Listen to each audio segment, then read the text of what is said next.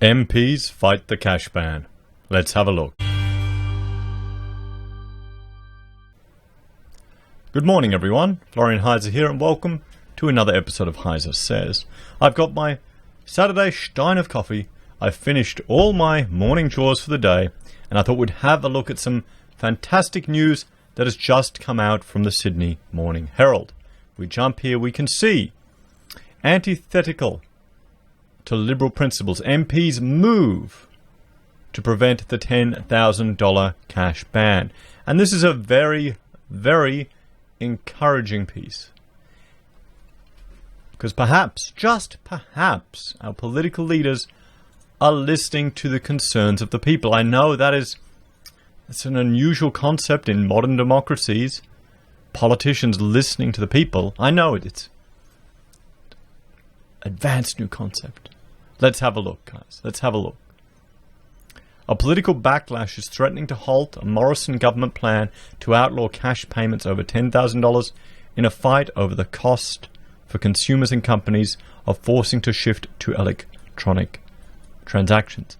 I mean, this is the point. This whole thing, fundamentally, this is all based on anecdotal evidence, hearsay, from public presentations and meetings, workshops, town hall meetings. And frankly, everyone is moving away from cash. There's no need to put in this legislation. None at all. For the rare occasions when people want to be able to spend $10,000 or more in a cash transaction, let them do it.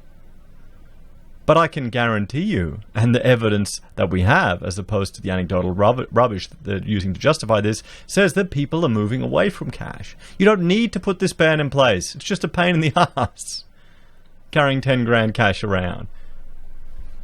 It's going to happen. Ministers are facing a torrent of criticism from Liberal and National MPs, as well as party members who believe the crackdown on cash is a breach of the government's stated belief in the free market. Bloody oath it is. Bloody oath it is.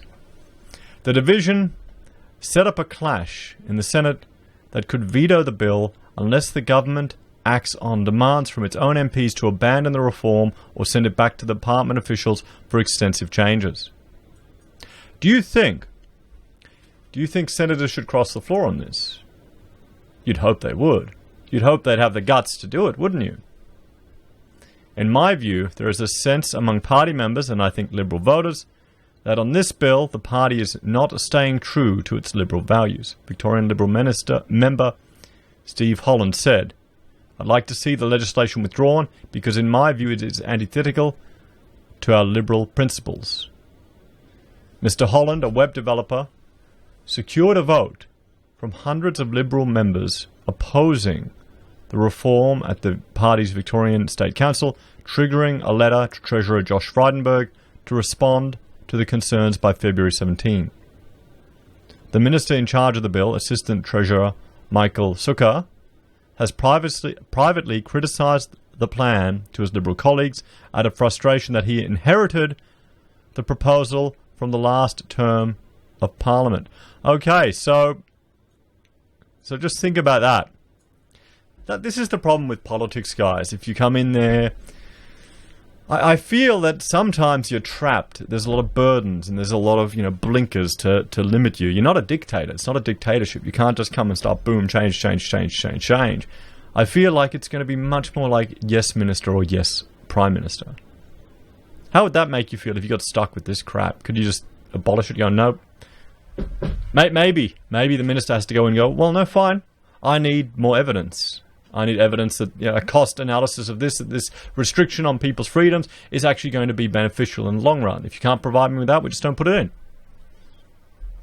Has to come from ScoMo, doesn't it? Maybe some leadership there. Let me know in the comments, would this change the way you vote? Would this change the way you vote, how this is handled? I know there is a deep disquiet across the government on the merits of this bill. One Liberal MP who declined to be named said on Friday, "There's just no enthusiasm for it at all." Yeah, I mean, why the hell? What's the point? It's just pissing off a whole lot of people. And the thing is, most people aren't even aware of it. Most people out there have got no idea about this legislation, no idea that it's being discussed. There's people that will watch on YouTube, listen to John Adams, Martin North, hear about it occasionally on social media. How many times have you mentioned this to someone? I'm one of those annoying people when I go and get a coffee, or when I meet someone, I say, spend that money where you can before the government lowers the cash ban, and they look at me funny. And I explain it to them. They go, why? I've never heard of that. Why are they doing that? While the Australian Tax Office wants to stamp out the black economy by curbing large cash payments, critics said the cost would be far greater than the benefits if Australians were banned from using more than $10,000 in cash. Exactly.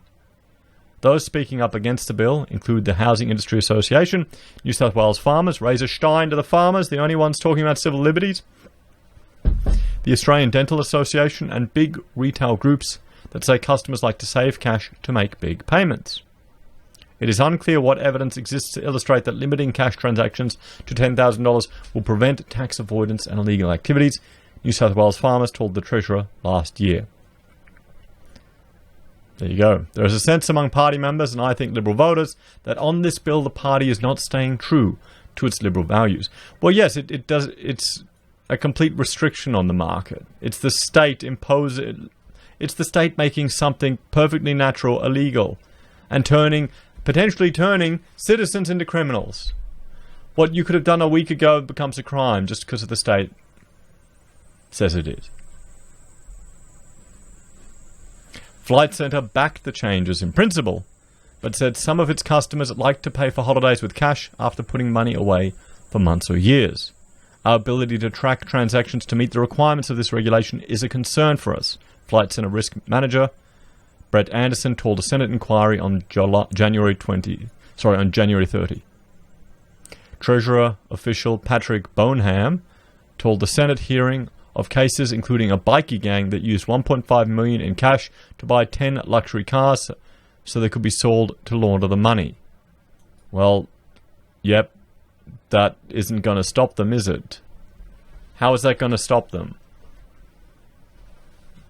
Do you think people won't take... You think the bikies can't force people to take the cash? They're criminals! Come on! Seriously! Bloody hell. Economist John Adams, a former government official and advisor to Liberal ministers on deregulation, said the policy was at odds with the government's own rhetoric. The policy is completely inconsistent with the thinking about how to deregulate an economy and promote not only economic freedom, but robust economic outcomes, Mr. Adams told the Senate hearing. Coalition MPs, including Russell Broadbent, Barnaby Joyce, George Christensen, Patrick Conaghan, spoke against the bill in a party room meeting last September. The concerns have grown in recent years, and the government is playing for time to reconsider the plan, moving on Thursday night in the Senate to postpone a report on the bill until February 28. Well, that's good. That's good that there's more time now. More time for people to work behind the scenes. More time for average Joe public to contact their local member. What's most disgusting is the number of politicians that just walked into the House of Reps, voted, didn't even listen to any of the speeches. That's what really annoyed me. And some of them voted on it and they didn't even realize what they'd voted on. What does that tell you, guys? What does that tell you? Labor senators Kimberly Kitching and Jenny McAllister have challenged Treasury over the change, giving there is no formal regulation impact statement to quantify the costs and the benefits. No. There you go. Why the hell wouldn't they have that? How can anything be passed through law without that? This isn't run like a business, is it? Too many people in politics who've never run a business. That's the problem. Fundamentally, that's what it comes down to. And these civil servants, I mean, come on. They're not real businesses. Unless the money comes out of your own bloody bank account and you're paying the workers, you're not a real boss. And I know I'm going to cop hate for that one. I said that to some uni lecturers that said they were employers. And I said, no, you're not. It's not out of your own wallet. You don't know what it's like. Funny enough, I never got hired by that lecturer again. Oh, well, woe is me. Labor voted for the bill in the lower house, but is yet to decide its final position after the Senate review, raising the prospect of a defeat for the government if it proceeds. Centre Alliance Senator Rex Patrick said the benefits of the cash ban were not clear, but the problems were, including the likelihood that criminals would get around the restrictions while law-abiding Australians were inconvenienced. The balance lies against supporting the bill, Senator Patrick said. So good that this is getting some media coverage, and it isn't simply being dismissed as the concerns of a bunch of tinfoil hat-wearing YouTubers and fringe economists like they seem to paint everyone that's concerned with this. I mean, fundamentally, guys, people are going to move away from cash simply for convenience. It's happening. It is just happening. There's no need to put this bill in place. It's not going to stop criminals. You know, a few bikies or a few people avoiding taxes for cash payments. Why don't you cut your costs before you start making every citizen in this country potentially a criminal? There's an idea. And they haven't even costed this bloody thing. What? The takeaway from this entire process, because, you know, how many other laws and bullshit has been passed in this country where they haven't been able to quantify the costs and the benefits? How many? Makes you wonder, doesn't it? Really makes you think. Anyway, guys, thank you for watching this episode of HeiseSays. Please like, share, and subscribe to the channel. If you're a fan and want to help us that little bit extra, there are a few ways you can. We have a Patreon where you can make a small monthly donation. We also have the ability for you to join the channel here on YouTube. We have affiliate links with Independent Reserve for crypto trading, Amazon and eBay for your consumer purchases. We sell our very own pocket squares, HeiseSays versions of this one, not this one, but my own, our own brand, on our website, perfect for any function or any event. And finally, PayPal if you want to contribute that way. Take care, guys. Have a great weekend, and I will see you all in the next video. Bye for now.